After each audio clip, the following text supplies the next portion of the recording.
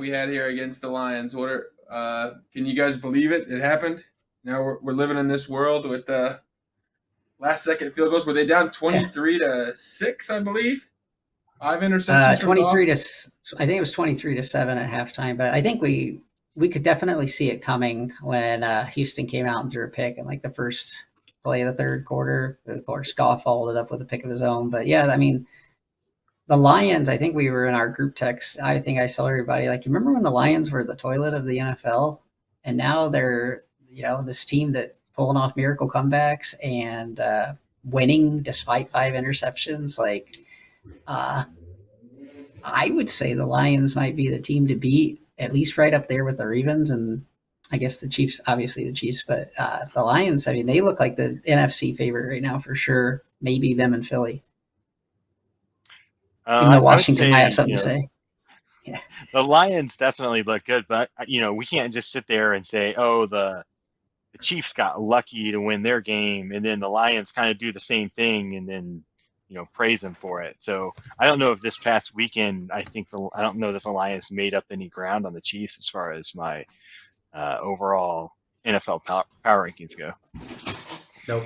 From a point differential looking at point differential, Lions are plus 110, nearly double what the Chiefs are. I still had the Chiefs over the Lions as my Super Bowl prediction, and I would still stick with that because Mahomes is the greatest of all time, in my opinion. And until someone beats him, like he from a real football perspective, he has a defense, and he's still Patrick Mahomes. So I thought he couldn't keep getting away with this, though. I thought he couldn't keep getting away with it. He's gonna keep getting away with it. He's at the end of the day, I think the Chiefs will do what they did last year and become the real Chiefs in the playoffs in January. I think they just fake it all the way through. They're probably have their own inside jokes. So like, guys, we're not even trying. We're still 9-0. Going back to the Lions, I think that game might say a little bit more. I mean, it says a lot about the Lions. I think it says a little bit more about the Texans and how their offense is just severely lacking now. With they really need Nico back. No Nico, no Diggs. Stroud looks pretty bad.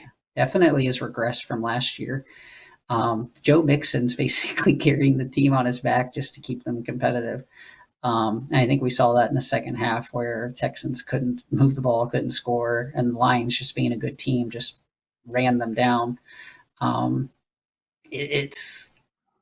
think the Lions are going to be a really fun team that a lot of people, maybe not Tyler, being a division rival, I think a lot of other people are going to be excited to see, like, the Lions are the 1 seed in the NFC. Like, are they going to be able to handle that kind of pressure? Is losing Aiden Hutchinson going to catch up to them when they really need it? I know they made a trade for a pass rusher, but yeah, I mean, the Lions are just they're a fun team to watch. They have good offensive players. They use them. They score points. And they do fun things. They go out there with trick plays and stuff. Like, they don't even care. They're up 20 and they're running halfback passes and stuff. They bite kneecaps. Like, they do it all. I think gotta love a good kneecap bite. Yeah. We're getting ready to move on to best bets, but I was just in Indiana this last week and was finally able to gamble in Texas. You can't do any gambling here. So I did make a little parlay on Travis Hunter, Heisman, and Lions Super Bowl. So money where my mouth is, But moving on to the best bets. I think, Tyler, you're going to find something on your phone while we're doing this? Yeah, but to the previous conversation, I'm actually weirdly rooting for the Lions. I mean, we're all kind of Lions fans these days because of where they're doing, but mostly because I have a $2 bet to have the Detroit Lions with the best record and the Patriots to have the worst record, and that's a $75 payout. And I'm kind of rooting for it a little bit. Wait, you can have that bet. You made best bet parlay? Wow. No, it's not a parlay. So I know you guys are. Oh, okay. $25. Yeah. I need the Lions to have the best record and the Patriots to have the worst. But thanks to the Bears and the Chiefs, that's not going to happen.